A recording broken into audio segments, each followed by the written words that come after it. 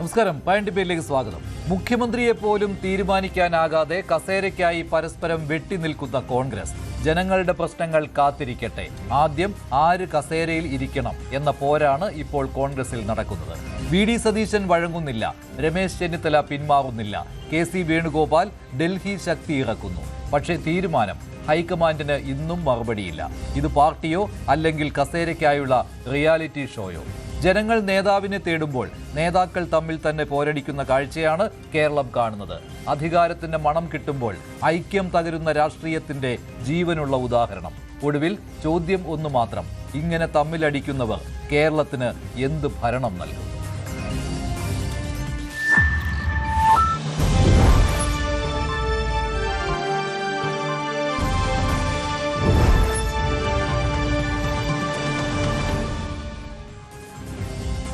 ഫലം വന്ന് 7-ാം ദിവസമായിട്ടും കേരളത്തിൽ മുഖ്യമന്ത്രിയായില്ല. ഹൈക്കമാൻഡിന് മുന്നിലാണ് 3 പേരുകൾ ഉള്ളത്. അതിൽ ആരുടെ പേരിനാണ് മുൻതൂക്കം? ഹൈക്കമാൻഡ് ഇനിയും ഒരു തീരുമാനം പറഞ്ഞിട്ടില്ല. ശ്രീ എം.എസ്. വേണുഗോപാൽ, ശ്രീ ജി.വി. ഹരി, ശ്രീ സിബി സത്യൻ എന്നിവർ ചേരുന്നു. ഡൽഹിയിൽ നിന്ന് ഞങ്ങളുടെ പ്രതിനിധി ആർ. കിരൺ ബാബുവുമുണ്ട്. ശ്രീ എം.എസ്. വേണുഗോപാൽ, ഇത് നീണ്ടുപോകുന്നത് യാദൃച്ഛികമാണോ അതോ പോര് തുടരുന്നു എന്നതാണോ ഇതിനുള്ള സൂചന? ഇന്നലെ ഒരു തീരുമാനത്തിൽ എത്തിയിട്ടുണ്ട് എന്നും പറയുന്നുണ്ട്.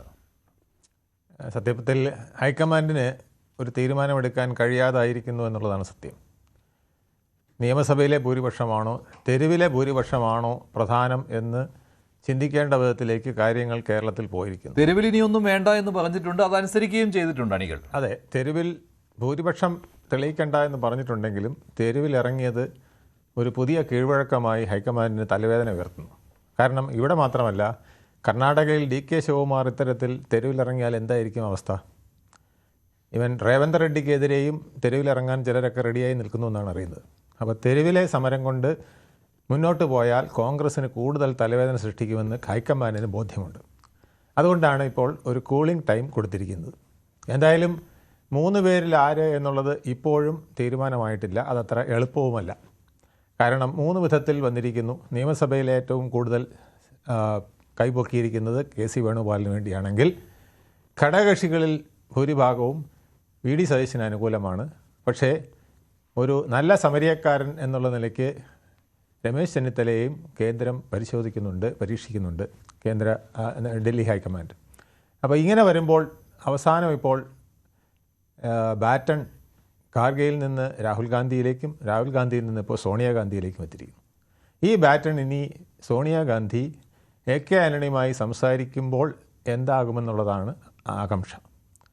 എ.കെ. ആന്റണി മിക്കവാറും ലീഗിൻ്റെ താല്പര്യങ്ങൾക്ക് അനുഗുണമായി പറഞ്ഞേക്കാം എന്നുള്ളതാണ് പലരും പ്രവചിക്കുന്നത്. എന്നാലും പ്രശ്നം നിലനിൽക്കുന്നു. അങ്ങനെയാണെങ്കിലും വി.ഡി. സതീശന് അത്ര വേഗം ആ സ്ഥാനത്തേക്ക് വരാൻ കഴിയില്ല എന്ന് വിചാരിക്കുന്നവരും ഏറെയാണ്. ഈ നടന്ന പ്രതിഷേധങ്ങൾ അത് വി.ഡി. സതീശന് തിരിച്ചടിയായിട്ടുണ്ട്. ഏറ്റവും കൂടുതൽ പ്രതിഷേധങ്ങളാണ് വി.ഡി. സതീശന് തിരിച്ചടിയായത്. കാരണം ഇത്തരത്തിലുള്ള പ്രതിഷേധങ്ങൾ കർണാടകയിൽ വി.കെ. ശിവകുമാറിന് ഭംഗിയായി നടത്താൻ അറിയാം. ഡി.കെ. ശിവകുമാറിന്. അപ്പോൾ ഡി.കെ. ശിവകുമാർ അതിന് മുതിർന്നാൽ കർണാടകത്തിൽ വലിയ പ്രതിസന്ധി ഉണ്ടാകും. അതുപോലെ തന്നെ രേവന്ത് റെഡ്ഡിക്കും ഇതേ പ്രതിസന്ധി ഉണ്ടാകാൻ സാധ്യതയുണ്ട്. ഇതിനെല്ലാം ഉപരിയായിട്ട് 2029 വരുന്ന പാർലമെൻറ്റ് തെരഞ്ഞെടുപ്പിനെയും കേന്ദ്രം വളരെ ജാഗൂതം വീക്ഷിക്കുന്നുണ്ട്. അതെന്തുകൊണ്ടെന്ന് വെച്ചാൽ അവരുടെ നിലനിൽപ്പിൻ്റെ ഏറ്റവും വലിയ പ്രശ്നം 2029 തെരഞ്ഞെടുപ്പാണ്. ആ തെരഞ്ഞെടുപ്പിൽ ഘടകകക്ഷികളുടെ അഭിപ്രായം തേടുമ്പോൾ ലീഗിൻ്റെ അപ്രമാദിത്വം ഉണ്ടായാൽ അത് ഒരു മോശമായ സന്ദേശം ജനങ്ങളിലേക്ക് കൊടുക്കുമെന്നും ഒരുപക്ഷെ ബി.ജെ.പിക്കും CPM-നും കൂടുതൽ ശക്തി പകരുന്ന ചില ആശയങ്ങളുമായി മുന്നോട്ട് വരാൻ അത് സഹായിക്കുമെന്നും വിശ്വസിക്കുന്നുണ്ട്. ഇതെല്ലാം ഇപ്പോൾ പ്രതിപക്ഷം ഇവിടെ വളരെ സൂക്ഷ്മതയോടെ വീക്ഷിക്കുന്നെങ്കിലും അവരിത് കഴിയുമ്പോൾ കാര്യങ്ങൾ പറയും. കാരണം കോൺഗ്രസ് നിയമസഭാ കക്ഷിയിൽ ഏറ്റവും ഭൂരിപക്ഷമുള്ള ആളെ തിരഞ്ഞെടുത്തില്ലെന്ന് വി.ഡി. സതീശനെ മുഖ്യമന്ത്രിയാക്കുകയാണെങ്കിൽ പറയും.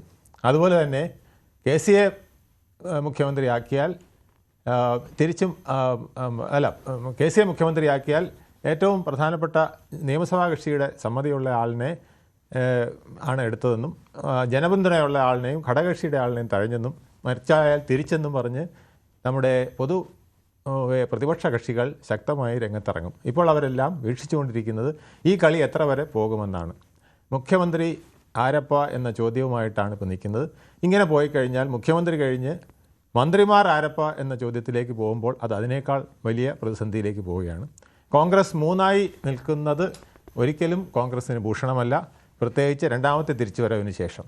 ഒരു പക്ഷേ ഈ 102 പകരം 72 സീറ്റായിരുന്നെങ്കിൽ ഇത്രയും പ്രതിസന്ധി ഉണ്ടാകില്ല എന്ന് വിശ്വസിക്കുന്നവരും ഏറെയാണ് കോൺഗ്രസിൽ തന്നെ. അപ്പോൾ ഇത് കൂടുതൽ ഭൂരിപക്ഷം കിട്ടിയപ്പോൾ കൂടുതൽ പ്രശ്നങ്ങളിലേക്കാണോ പോകുന്നത് എന്നുള്ളത് വലിയ ഒരു പ്രതിസന്ധി തന്നെയാണ്.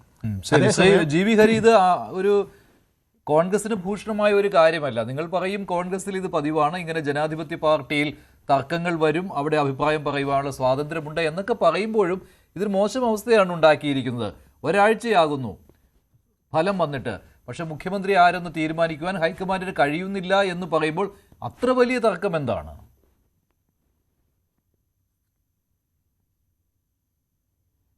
യുടെ ആശങ്ക ഞാൻ മനസ്സിലാക്കുന്നു.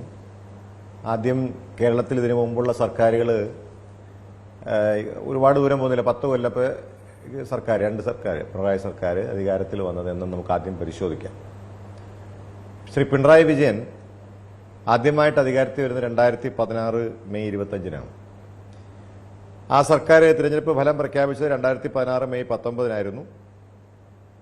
പക്ഷെ അദ്ദേഹം സ്ഥാനമേൽക്കുന്നത് മെയ് 25-ാം തീയതിയാണ്. എന്ന് പറഞ്ഞാൽ ഇന്നിപ്പോൾ 6 ദിവസം കഴിഞ്ഞിട്ടാണ്.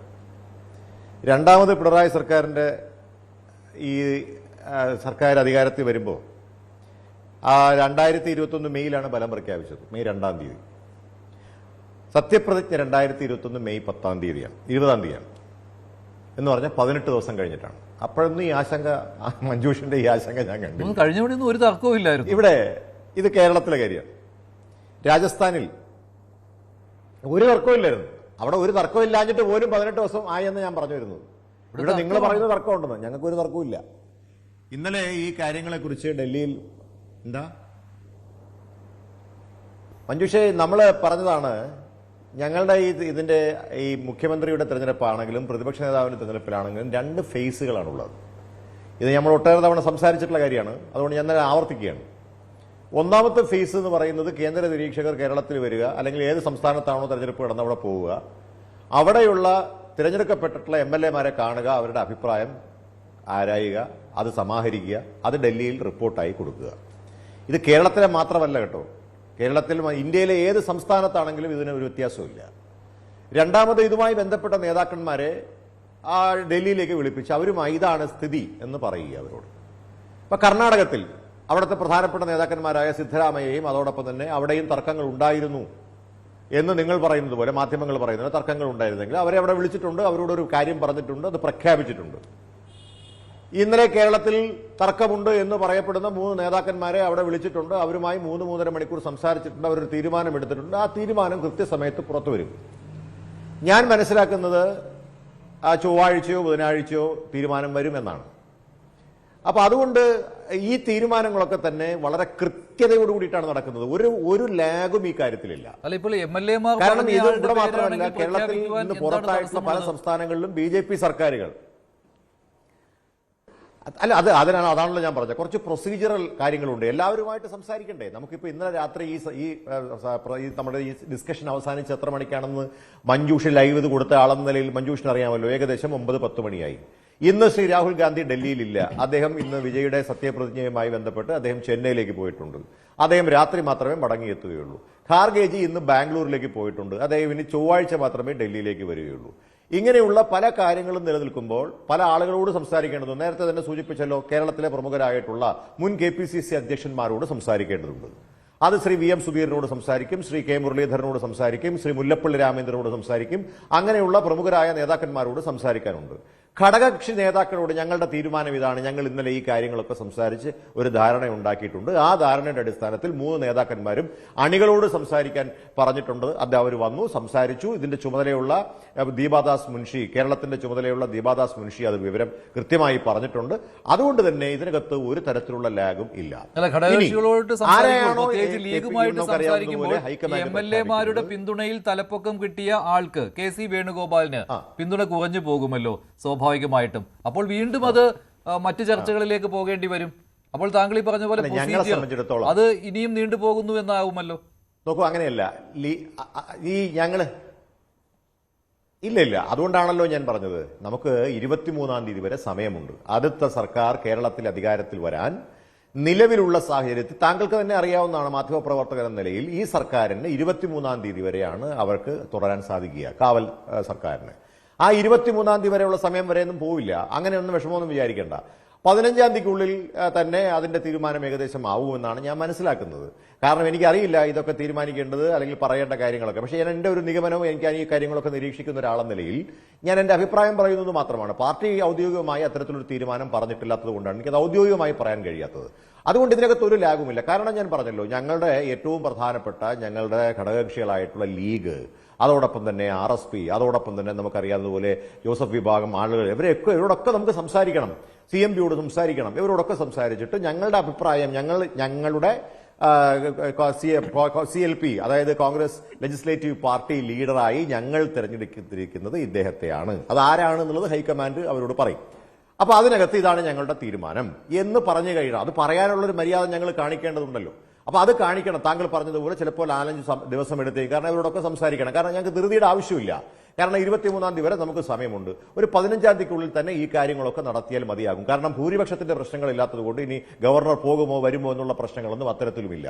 അതുകൊണ്ട് ഒരു സർക്കാർ രൂപീകരിക്കുന്നതിനും അതുമായി ബന്ധപ്പെട്ട് സർക്കാരുമായി ബന്ധപ്പെട്ട കാര്യങ്ങൾക്കൊന്നും ഒരു തരത്തിലുള്ള ലാഗും ഉണ്ടാവില്ല. അതിനെല്ലാം സമയമുണ്ട്. 6-ാം തീയതിയാണ് ഇന്ന്. 6 ദിവസമായി. ഈ 6 ദിവസം എന്ന് പറയുന്നത് പല സംസ്ഥാനങ്ങളും 35 ദിവസം, 40 ദിവസം, 50 ദിവസമൊക്കെ എത്രയോ നമുക്കറിയാം BJP ഭരിക്കുന്ന സംസ്ഥാനങ്ങളിൽ എടുത്തിട്ടുണ്ട്. അപ്പോഴൊന്നും ഈ പ്രശ്നമില്ലല്ലോ. കേരളത്തിൽ മാത്രം ഇന്ന് തെരഞ്ഞെടുപ്പ് പ്രഖ്യാപിച്ച് കഴിഞ്ഞു. അതിന്റെ തെരഞ്ഞെടുപ്പിന്റെ റിസൾട്ട് വന്നു. നാളെ കോൺഗ്രസ് സർക്കാർ രൂപീകരിക്കണമെന്ന് പറഞ്ഞത് കഴിഞ്ഞ ദിവസം ഞാൻ പറഞ്ഞല്ലോ 18 രണ്ടാം പിണറായി സർക്കാർ അധികാരത്തിൽ വന്നു. ഒരാൾ പോലും തർക്കിക്കാനുണ്ടായില്ല. നേതാക്കൾ ഇങ്ങനെ ഇടിച്ചിടിച്ച് നിൽക്കുകയാണ്. ആരെ വെട്ടണം, ആര് വീഴുമെന്നൊക്കെയുള്ള ചോദ്യവുമായി 3 നേതാക്കൾ ഇടിച്ചിടിച്ച് നിൽക്കുന്ന ഈ സമയത്ത് അതാണ് തർക്കം എന്ന് പറയുന്നത്. അതാണ് വിമർശിക്കപ്പെടുന്നത്.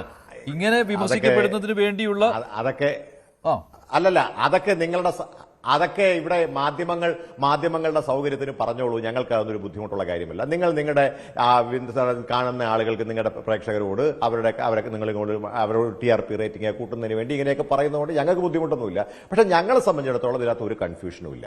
ഞങ്ങൾക്ക് കൺഫ്യൂഷൻ ഉണ്ടായിരുന്നു നിങ്ങൾ പറഞ്ഞു. ഞാൻ ചോദിക്കട്ടെ മഞ്ജുഷേ, ഒരു തെരഞ്ഞെടുപ്പ് കഴിയുമ്പോൾ സ്വാഭാവികമായിട്ടും ഞങ്ങളുടെ പാർട്ടിയിൽ വളരെ പ്രഗത്ഭരായിട്ടുള്ള നേതാക്കന്മാരുണ്ട്. നേതാക്കന്മാർ ഒരുപാടാണ്, അതിനൊരു സംശയമില്ല. ഇപ്പൊ ഈ 3 നേതാക്കന്മാർ മാത്രമല്ല, ഈ 3 നേതാക്കന്മാരെ സംബന്ധിച്ചിടത്തോളം അവർക്ക് ഇത്തരത്തിലൊരു താല്പര്യമുണ്ടോ ഇല്ലയോ എന്നുള്ളത് പോലും എനിക്ക് വ്യക്തമായിട്ട് അറിയില്ല. എന്തായാലും പ്രതിപക്ഷ നേതാവും അതോടൊപ്പം തന്നെ ശ്രീ രമേശ് ചെന്നിത്തലയും അവരുടെ താല്പര്യം അറിയിച്ചിട്ടുണ്ട് എന്നാണ് പറയുന്നത്. ശ്രീ KC വേണുഗോപാലിന് അത്തരത്തിലൊരു താല്പര്യമുണ്ടോ ഇല്ലയോ കാര്യത്തിൽ എനിക്ക് വലിയ ധാരണയില്ല. പക്ഷേ താല്പര്യമില്ലാഞ്ഞിട്ടല്ലേ ഈ MLA-മാർ 46 പേർ KC വേണുഗോപാലിന്റെ പേര് പറഞ്ഞത്? താങ്കൾ ആ കാര്യം മാത്രം പറയരുത്. കിരൺ, എന്താണ് ഇന്ന് എന്തായാലും ചോദിക്കട്ടെ, ചർച്ചകൾ നടന്നിട്ടില്ല. ഞാൻ വരാം, താങ്കളിലേക്ക് വരാം.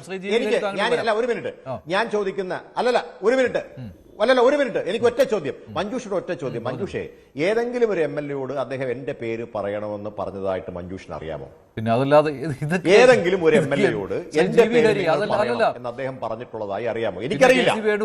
മുഖ്യമന്ത്രിക്കായുള്ള മത്സര രംഗത്ത് ഇല്ല എന്ന് അറിഞ്ഞുകൊണ്ട് MLA-മാരല്ല നിയുക്ത MLA-മാർ അദ്ദേഹത്തിന്റെ പേര് പറഞ്ഞു എന്നാണോ? വെറുതെ അത്തരത്തിലുള്ള ആർഗ്യുമെന്റിലേക്ക് വരരുത് ശ്രീ GB ഹരി. അദ്ദേഹം ബാറ്റ് ചെയ്യുന്നുണ്ട് മുഖ്യമന്ത്രി സ്ഥാനത്തിന് വേണ്ടി എന്ന് അറിഞ്ഞുകൊണ്ട് തന്നെയാണ് ഈ MLA-മാർ അദ്ദേഹത്തിന്റെ പേര് പറഞ്ഞത്. അദ്ദേഹത്തിന്റെ ക്യാമ്പയിനിങ് അല്ലാതെ എന്താണ്? കുറവായിട്ടാണോ താങ്കൾ കാണുന്നത് അദ്ദേഹത്തിന്റെ പേര് പറയുന്നത്? എന്തോ ഞാൻ ചോദിക്കട്ടെ, താങ്കൾ തന്നെ കൊടുത്ത ലിസ്റ്റ് പ്രകാരം 46 പേർ അദ്ദേഹത്തിന്റെ പേര് പറഞ്ഞു എന്ന് നിങ്ങളുടെ ചാനൽ തന്നെ പറയുന്നു. ഞാൻ ചോദിക്കട്ടെ, അതൊരു കുറവായിട്ടാണോ നിങ്ങൾ കാണുന്നത്? അദ്ദേഹം ബാറ്റ് ചെയ്യുന്നുണ്ട്. അദ്ദേഹം ഞങ്ങൾക്ക് പലർക്കും സീറ്റ് ഉറപ്പിച്ചു തന്നു, പിന്നെ ഫണ്ടുകൾ അറേഞ്ച് ചെയ്തു തന്നു. അതുകൊണ്ട് അദ്ദേഹത്തെ കൈവിടാൻ പറ്റില്ല. അതുകൊണ്ട് ഒരു പേര് പറയേണ്ടി വരുമ്പോൾ ഈ 92 അദ്ദേഹമല്ല സീറ്റ് ഉറപ്പിച്ചത്. ഇല്ലാത്ത കാര്യം പറയരുത് മഞ്ജുഷ, ഇല്ലാത്ത കാര്യം പറയരുത്. 92 സ്ഥാനാർത്ഥികളെയും നിശ്ചയിച്ചത് കൂട്ടായിട്ടാണ്. അദ്ദേഹം ഒഴിക്കുന്ന ഒരു എനിക്കറിയാവുന്നത് ഞാൻ കൃത്യമായിട്ട് പറയാം. 5 അംഗ കമ്മിറ്റിയിൽ ശ്രീ രമേശ് ചെന്നിത്തല, ശ്രീ VD സതീശൻ, ശ്രീ KC വേണുഗോപാൽ, അതോടൊപ്പം ശ്രീ ദീപാദാസ് മുൻഷി, അതോടൊപ്പം നമുക്കറിയാവുന്ന പോലെ ഇവിടുത്തെ ചുമതലയുണ്ടായിരുന്ന ഇവിടുത്തെ AICC സെക്രട്ടറിമാരടക്കമുള്ള ആളുകൾ ഇരുന്ന് അതിനുശേഷം ഞങ്ങളുടെ പ്രധാനപ്പെട്ട കമ്മിറ്റി ശ്രീ രാഹുൽ ഗാന്ധി, ശ്രീ ഖാർഗെ അടക്കമുള്ള ആളുകൾ ചേർന്നിട്ടാണ് അത് ഡിക്ലെയർ ചെയ്യുന്നത്. ഡിക്ലെയർ ചെയ്യുമ്പോൾ എല്ലാവരും ചേർന്ന് ഡിക്ലെയർ ചെയ്യുള്ളൂ. പക്ഷേ കിരൺ, ഇന്നെന്തായാലും ചർച്ചകളൊന്നും ഉണ്ടായില്ലല്ലോ അല്ലേ? തീരുമാനമായി കഴിഞ്ഞിട്ടുണ്ടോ കിരൺ?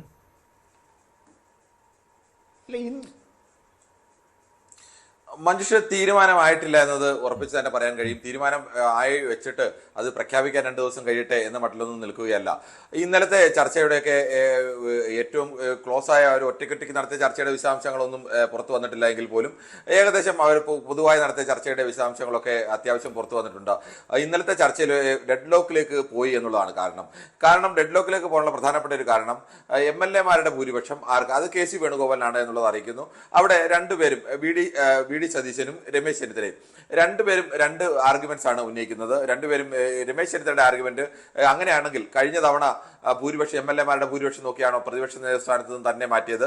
പ്രതിപക്ഷ നേതൃസ്ഥാനത്തേക്ക് വി ഡി സതീശനെ കൊണ്ടുവന്നത് ഹൈക്കമാൻഡിന്റെ താല്പര്യമായിരുന്നു. അത് ഞാൻ പൂർണ്ണമായും അംഗീകരിക്കായിരുന്നു. കഴിഞ്ഞ 5 വർഷവും ഏതെങ്കിലും തരത്തിൽ സർക്കാരിന് ബുദ്ധിമുട്ടുണ്ടാക്കില്ല. പലപ്പോഴും തനിക്ക് ഒട്ടേറെ അപമാനം നേരിടേണ്ടി വന്നു. തന്നെ സുപ്രധാന യോഗങ്ങളിൽ നടക്കാൻ മാറ്റി നിർത്തി. എന്നിട്ടൊന്നും താൻ പാർട്ടിക്കെതിരായ ഒരു അലോസരവും ഉണ്ടാക്കാതെ നിന്നു. ഇപ്പോഴും താൻ ഏതെങ്കിലും തരത്തിൽ സമ്മർദ്ദം ചെലുത്താൻ പ്രകടനങ്ങൾ നയിക്കുകയോ അല്ലെങ്കിൽ ഫ്ലെക്സ് വെക്കുകയോ അത്തരം സമ്മർദ്ദങ്ങൾ, അതായത് സാമൂഹ്യ ഗ്രൂപ്പുകളെ കൊണ്ട് ഏതെങ്കിലും തരത്തിൽ ഇടപെടിക്കുകയോ അങ്ങനെ ഒന്നും താൻ ചെയ്തിട്ടില്ല. താൻ പാർട്ടി അനുസരിച്ച് നിൽക്കുന്നു. രണ്ടാമത് വി ഡി സതീശന്റെ വാദം മറ്റൊന്നാണ്. വി ഡി സതീശൻ പറയുന്നത് തന്നെ പ്രതിപക്ഷ നേതാവായപ്പോൾ ഏൽപ്പിച്ച ചുമതല എന്ന് പറയുന്നത് രണ്ടാമത് സ്വാഭാവികമായും ജയിക്കേണ്ട ഒരു ഘട്ടത്തിൽ UDF പരാജയപ്പെട്ടു. ടീം UDF എന്ന നിലയ്ക്ക് അവിടെ പ്രവർത്തിക്കാൻ കഴിഞ്ഞില്ല. താൻ ടീം UDF ബിൽഡ് ചെയ്തു. ടീം UDF ബിൽഡ് ചെയ്തപ്പോൾ ലോക്സഭയിലും വിജയം ആവർത്തിക്കാൻ കഴിഞ്ഞു. തദ്ദേശ തെരഞ്ഞെടുപ്പിൽ ആദ്യമായി മികച്ച വിജയത്തിലേക്ക് നേടാൻ കഴിഞ്ഞു. ഈ നിയമസഭയിലും ചരിത്രത്തിൽ ഏറ്റവും വലിയ വിജയത്തിലേക്ക്. അത് ടീം UDF-ന്റെ വിജയമാണ്. അത് എല്ലാവരും അതിന് തുല്യ പങ്കുണ്ട്. തനിക്ക് മാത്രമല്ല, എല്ലാവർക്കും തുല്യ പങ്കുണ്ട്. ആ ടീം UDF-ന്റെ വികാരം എവിടെയും വ്രണപ്പെടാതെ സംരക്ഷിച്ചതുകൊണ്ടാണ് ഇത്ര വലിയ ഭൂരിപക്ഷം ഉണ്ടായത്. ഇവിടെയും ടീം UDF-നെ ആര് നയിക്കണമെന്ന് ടീം UDF-ന്റെ പൊതുവികാരം മാനിക്കണം. അത് ഘടകകക്ഷികളുടെ അഭിപ്രായം നോക്കി മാനിക്കണം എന്നല്ല, അഭിപ്രായം പറഞ്ഞാൽ അത് വിലപ്പോലെന്നറിയാം. അതുകൊണ്ട് ടീം UDF ആ UDF-ന്റെ പൊതുവികാരം മാനിക്കണം. പൊതുവികാരം അനുസരിച്ച് ആരാവണം മുഖ്യമന്ത്രി എന്ന് തീരുമാനിക്കൂ എന്നുള്ള വാദമാണ് പ്രധാനമായും ഉന്നയിച്ചത്. അതോടുകൂടി ആ വാദത്തിനും സ്വാഭാവികമായും തള്ളിക്കളയാൻ കഴിയുന്ന ഒരു വാദമല്ല വി ഡി സതീശൻ ഉന്നയിച്ചതും രമേശ് ചെന്നിത്തല. അതിനുശേഷം ഇവരുമായിട്ടൊക്കെ പേഴ്സണലായിട്ട് ഖർഗെയും അതോടൊപ്പം തന്നെ രാഹുൽ ഗാന്ധിയും ഒക്കെ ചർച്ച നടത്തി. പക്ഷെ ആരും സ്വന്തം നിലപാടിൽ നിന്ന് വിട്ട് മാറാൻ ആരും തയ്യാറായില്ല. ഇതിനൊക്കെ ഒടുവിൽ ഇവർ പരസ്യമായി സമ്മർദ്ദത്തിന്റെ തരത്തിലേക്ക് വന്നപ്പോഴാണ് പരസ്യമായി ഹൈക്കമാൻഡിനെ സമ്മർദ്ദം ചെലുത്തിയ നടപടിക്കെതിരെ അതിരൂക്ഷമായ വിമർശനം രാഹുൽ ഗാന്ധി തന്നെ ഉന്നയിച്ചത്. ഖർഗെയും അതിരൂക്ഷമായി തന്നെ ഉന്നയിച്ചു. അക്കാര്യത്തിൽ ഈ 2 പ്രധാനമായും KC വേണുഗോപാലിനും വി ഡി സതീശനുമാണ് അക്കാര്യത്തിൽ കൂടുതൽ പഴി കേൾക്കേണ്ടി വന്നത്. രമേശ് ചെന്നിത്തല ഒരു പരിധിവരെയൊക്കെ ഞാൻ അതിൽ ഇല്ല എന്ന് പറഞ്ഞു. ഇവർ ആദ്യം ഞങ്ങൾ അറിഞ്ഞുകൊണ്ടല്ല, അണികൾ ചെയ്യുന്നതാണ്. പക്ഷെ അതൊന്നും അംഗീകരിക്കാൻ രാഹുൽ ഗാന്ധി തയ്യാറായില്ല. നിങ്ങളുടെ പൂർണ്ണമായ അറിവോടുകൂടിയാണ് നിങ്ങൾ ഇത് ചെയ്തത്. ഇത് പാർട്ടിയെ വോട്ട് ചെയ്ത സാധാരണക്കാരായ പ്രവർത്തകരെ അല്ലെങ്കിൽ പാർട്ടിയുടെ വിജയത്തിന് വേണ്ടി പ്രവർത്തിച്ച പ്രവർത്തകരുടെ വികാരത്തെ നിങ്ങൾ വ്രണപ്പെടുത്തുകയാണ് എന്ന മട്ടിൽ അതിന് അവസാനിക്കാതെ മുഖ്യമന്ത്രി തലത്തിലേക്ക് കടക്കില്ല എന്നുള്ള നിലപാട് അദ്ദേഹം അറിയിച്ചു. അതിനുശേഷം എന്ത് തീരുമാനമെടുത്താലും അംഗീകരിക്കണം തയ്യാറാവണം എന്നുള്ളത് ഹൈക്കമാൻഡ് ഉചിതമായ ഒരു തീരുമാനമെടുക്കും. അത് അംഗീകരിക്കാൻ തയ്യാറാവണം. കിരൺ, ഇപ്പോൾ ഈ തെരുവിലെ പ്രക്ഷോഭം ഒന്ന് അടങ്ങി കാര്യങ്ങളൊന്ന് ശാന്തമായതിനു ശേഷം മുഖ്യമന്ത്രിയെ പ്രഖ്യാപിക്കാം, അങ്ങനെ നീങ്ങിയിരിക്കുകയാണ്. ഇപ്പോൾ 23-ാം തീയതി വരെ സമയമുണ്ട് സത്യപ്രതിജ്ഞയ്ക്ക്. അപ്പോൾ അതിനോട് അടുത്തുള്ള ഒരു തീയതിയിലേ ഉണ്ടാവുകയുള്ളൂ എന്നാണോ ദീപദാസ് മുൻഷി ഇന്നലെ പറഞ്ഞു വെച്ച് നോക്കുമ്പോൾ സമയമുണ്ടല്ലോ എന്നുള്ളതാണ് അല്ലേ?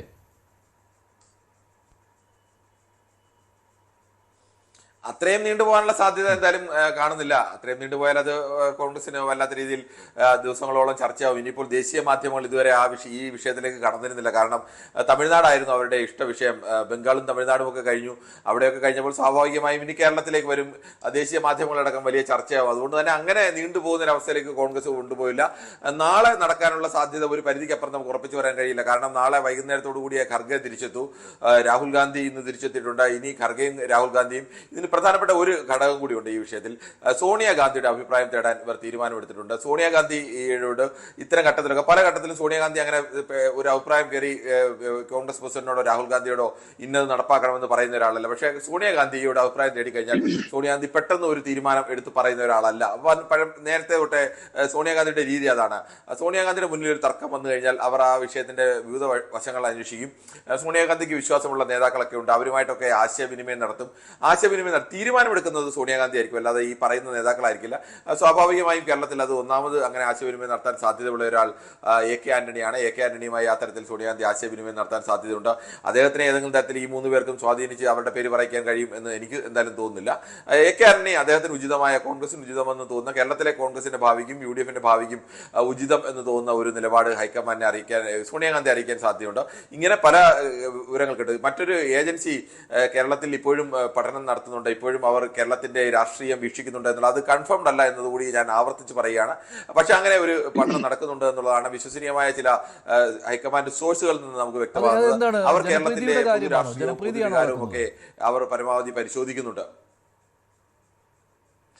അത് ജനപ്രീതി എന്നുള്ള അപ്പുറത്തേക്ക് കേരളത്തിൽ ഇന്നയാൾ വന്നു കഴിഞ്ഞാൽ, ഇപ്പോൾ KC വേണുഗോപാൽ കേരളത്തിലേക്ക് വന്നു കഴിഞ്ഞാൽ അതിനുണ്ടാകുന്ന ദോഷം എന്തൊക്കെയാണ്, ഗുണം എന്തൊക്കെയാണ് എന്നുള്ള കാര്യം, അത് പൊതുവായ മുന്നണിയുടെ ബന്ധത്തെ ബാധിക്കുമോ, കോൺഗ്രസിനകത്ത് ബാധിക്കുമോ? VD സതീശൻ വന്നു കഴിഞ്ഞാൽ എന്താണ് ഗുണം? VD സതീശനെ പോലെ ഒരാൾ വന്നു കഴിയുമ്പോൾ ഇനി രമേശ് ചെന്നിത്തല മാറി നിൽക്കുമോ, KC വേണുഗോപാൽ മാറി നിൽക്കുമോ? അപ്പോൾ ഉണ്ടാകാവുന്ന പ്രശ്നങ്ങൾ എന്തൊക്കെയാണ്? രമേശ് ചെന്നിത്തല വന്നാൽ എങ്ങനെയാണ് പരിഹാരം ഉണ്ടാവുക? അത്തരം കാര്യങ്ങളൊക്കെ അവർ വിശദമായി തന്നെ പരിശോധന നടത്തുന്നുണ്ട്. ഈ പരിശോധന കൂടി എന്തായാലും തീരുമാനത്തെ സ്വാധീനിക്കാൻ സാധ്യതയുണ്ട്. മറ്റൊന്ന് നമുക്ക് ഉറപ്പിച്ചു പറയാൻ കഴിയുന്ന ആളുടെ പേരിന് മുൻതൂക്കം കിട്ടില്ലല്ലോ. കാരണം KCക്കെതിരെ വലിയ വികാരമാണ് കേരളത്തിൽ നടക്കുന്നത്. അത് പാർട്ടിക്കാരിൽ നിന്നും ഉണ്ട്, അതുപോലെ തന്നെ പൊതുസമൂഹത്തിൽ നിന്നും ഉണ്ട്. അപ്പോൾ അങ്ങനെ ഒരു നീക്കം ഹൈക്കമാൻഡിന്റെ ഭാഗത്തുനിന്ന് ഉണ്ടെങ്കിൽ അത് KCക്ക് വിപരീതമായിട്ട് വരുമല്ലോ. മഞ്ജുഷ, അത് നമുക്ക് അങ്ങനെ പറയാൻ കഴിയില്ല. ഇതിന് എന്ത് നമുക്ക് ഒരാൾ ഇപ്പോൾ മറിച്ച് രമേശ് ചെന്നിത്തല കഴിഞ്ഞ ദിവസം ഹൈക്കമാൻഡിനോട് പറഞ്ഞൊരു മറുപടിയുണ്ട്. ഞാൻ ആഗ്രഹിച്ചാൽ, ഞാൻ തീരുമാനിച്ചാൽ ഇതിനേക്കാൾ കൂടുതൽ പ്രകടനങ്ങൾ കേരളത്തിൽ നടത്താൻ കഴിയും. ഗ്രൂപ്പ് സംവിധാനത്തിലടക്കം ഇന്ത്യക്ക് താഴെത്തട്ടിലടക്കമുള്ള സംവിധാനങ്ങളുണ്ട്. ഇതിൽ കൂടുതൽ പ്രകടനം നടത്താനും ഒക്കെയുള്ള സംവിധാനം എനിക്കുണ്ട്. ഇതിൽ കൂടുതൽ പോസ്റ്റർ വെക്കാനുള്ള സംവിധാനമുണ്ട്. ഞാൻ അതൊന്നും ചെയ്തിട്ടില്ല. അത് ചെയ്യാതിരിക്കുന്നത് പാർട്ടിയോടല്ല. അപ്പോൾ ഒരാളുടെ ഭാഗത്തു നിന്ന് ഉണ്ടാവുന്നു എന്ന് കരുതി അത് കേരളത്തിന്റെ മൊത്തം പൊതുവികാരം VD സതീശന് അനുകൂലമാണ് എന്നൊന്നുമല്ല. VD സതീശനെ സംബന്ധിച്ചിടത്തോളം നയിച്ച പ്രതിപക്ഷ നേതാവ് എന്ന നിലയ്ക്ക് VD സതീശന് ചില പ്ലസ് പോയിന്റുകളുണ്ട്. അതൊരു യാഥാർത്ഥ്യം തന്നെയാണ്. ഘടകകക്ഷികളെ സംബന്ധിച്ചും ഘടകകക്ഷികൾ ആഗ്രഹിക്കുന്നത് VD സതീശനാണ് മുഖ്യമന്ത്രി ആവേണ്ടത് എന്ന് തന്നെയാണ്. പക്ഷേ അത് കരുതി കേരളത്തിന്റെ പൊതുവികാരം മുഴുവൻ VD സതീശന് അനുകൂലമാണ് എന്നൊന്നും ഹൈക്കമാൻഡ് ഒരിക്കലും കണക്കൂട്ടില്ല. ഹൈക്കമാൻഡിന് കോൺഗ്രസിൽ ഓരോരുത്തരും എങ്ങനെയാണ്, ഒരാൾ ഇപ്പോൾ അങ്ങനെ കണക്കൂട്ടിയാൽ അവർ ഏറ്റവും ഒരു ഉദാഹരണം, ഈ സംശയം തന്നെ നമ്മൾ ചില നേതാക്കളുമായിട്ടൊക്കെ ഉന്നയിച്ചിരുന്നു. അവർ തിരിച്ചു ചോദിച്ച ഒരൊറ്റ ചോദ്യം ഇതാണ്: അങ്ങനെയാണെങ്കിൽ നാളെ ഒറ്റ ദിവസം തീരുമാനിച്ചാൽ മതി, രാവിലെ തീരുമാനിച്ചാൽ വൈകിട്ട് കർണാടകയിൽ മുഴുവൻ റാലികൾ നടത്താൻ കഴിയുന്ന നേതാവാണ് DK ശിവകുമാർ. DK ശിവകുമാറിനോടൊപ്പം പാർട്ടി പ്രവർത്തകർ ആ മട്ടിലുണ്ട്. പാർട്ടിക്ക് പുറത്ത് വലിയ സ്വാധീനമുള്ള നേതാവ് സിദ്ധരാമയ്യാണ്, അല്ലെങ്കിൽ പാർട്ടിക്ക് പുറത്ത് വോട്ട് ശേഖരിക്കാൻ കഴിയുന്ന നേതാവ് സിദ്ധരാമയ്യാണ്. പക്ഷേ പാർട്ടിക്കുള്ളിൽ വലിയ സ്വാധീനമുള്ള നേതാവ്, അണികൾക്കിടയിൽ കൂടുതൽ സ്വാധീനമുള്ള നേതാവ് അത് DK ശിവകുമാർ തന്നെയാണ്. DK ശിവകുമാർ വിചാരിച്ചാൽ കർണാടകയിൽ എവിടെയും ഇതുപോലെ പ്രകടനം നടത്താം, ഫ്ലെക്സ് വെക്കാം, വേണമെങ്കിൽ റാലികൾ പോലും സംഘടിപ്പിക്കാൻ തയ്യാറാണ്. കേരളത്തിൽ അത്ര നേതാക്കളെ ആശ്രയിച്ച് കുറെ കൂടി കേരളത്തിലെ പണ്ട് ഗ്രൂപ്പിലൊക്കെ എങ്ങനെയായിരുന്നു നിൽക്കുന്നത്, അങ്ങനെ നേതാക്കളും അണികളും ഒക്കെ ഉള്ള ഒരു നാടാണ് കർണാടക. അപ്പോൾ നാളെ അവിടെ അങ്ങനെ ചെയ്തു കഴിഞ്ഞാൽ സ്വാഭാവികമായും DK ശിവകുമാറിനൊപ്പമാണ് ജനവികാരം എന്ന് കണ്ട് DK ശിവകുമാറിനെ മുഖ്യമന്ത്രിയായി തീരുമാനിക്കാൻ അതൊന്നും കഴിയില്ല. അത് കോൺഗ്രസിന്റെ രീതി അങ്ങനെയല്ല. അങ്ങനെയാണെങ്കിൽ രാജസ്ഥാന്റെ ഉദാഹരണം എടുക്കൂ. രാജസ്ഥാനിൽ PCC അധ്യക്ഷൻ സച്ചിൻ പൈലറ്റ് ആയിരുന്നു. സച്ചിൻ പൈലറ്റ് നേതൃത്വത്തിലാണ് അവിടെ തെരഞ്ഞെടുപ്പിനെ നേരിട്ടത്. അവിടെ പിന്നണിയിൽ നിന്ന് മാത്രം നിൽക്കുകയായിരുന്നു ആ സമയത്തൊക്കെ അശോക് ഗെഹ്ലോട്ട്. പക്ഷേ MLA-മാരുടെ ഭൂരിപക്ഷം വന്നത് അശോക് ഗെഹ്ലോട്ടിനാണ്. അവിടെ തീരുമാനം അശോക് ഗെഹ്ലോട്ടിന് അനുകൂലമായിട്ടാണ് ഹൈക്കമാൻഡ് എടുത്തത്. ഹൈക്കമാൻഡ് ഇത്തരം തീരുമാനങ്ങൾ എടുത്ത് വലിയ ഒരു സംസ്ഥാനത്തെ പാർട്ടി തന്നെ ഇല്ലാതായി പോയിട്ടുണ്ട്. ആന്ധ്രാപ്രദേശിൽ അത്തരം വലിയ നഷ്ടങ്ങളൊക്കെ ആന്ധ്രാപ്രദേശിലൊക്കെ അവിടെ ഉണ്ടായിട്ടുണ്ട്. മധ്യപ്രദേശിൽ അത്തരം വലിയ നഷ്ടങ്ങൾ ഉണ്ടായിട്ടുണ്ട്. ജ്യോതിരാദിത്യ സിന്ധ്യയൊക്കെ എന്തുകൊണ്ടാണ് മറ്റു പാർട്ടിയിലേക്ക് പോകാൻ പോയതെന്നും ഈ സച്ചിൻ പൈലറ്റിന്റെ മറ്റു പാർട്ടിയിലേക്ക് പോകാൻ ഉള്ള നീക്കങ്ങൾ ഉണ്ടായി എന്നൊക്കെ വാർത്തകളൊക്കെ വന്നിരുന്നു. അതെന്തുകൊണ്ടാണ് തടസ്സപ്പെടുന്നത്? വസുന്ധരാജ സിന്ധ്യയുടെ ഉറച്ച നിലപാട് കൊണ്ടാണ് BJP അക്കാര്യത്തിൽ തുടർച്ചപ്പെടുക്കാതെ പോയത്. അങ്ങനെ ഒരുപാട് കാരണമുണ്ട്. ഹിമന്ത വിശ്വ ശർമ്മ എങ്ങനെയാണ് BJP-കാരനായി മാറിയപ്പോൾ വടക്കിഴക്കൻ സംസ്ഥാനങ്ങളിലെ കോൺഗ്രസ് ആധിപത്യം സംബന്ധിച്ച് BJP-യുടെ വലിയ ആധിപത്യത്തിലേക്ക് എത്തിച്ചത്.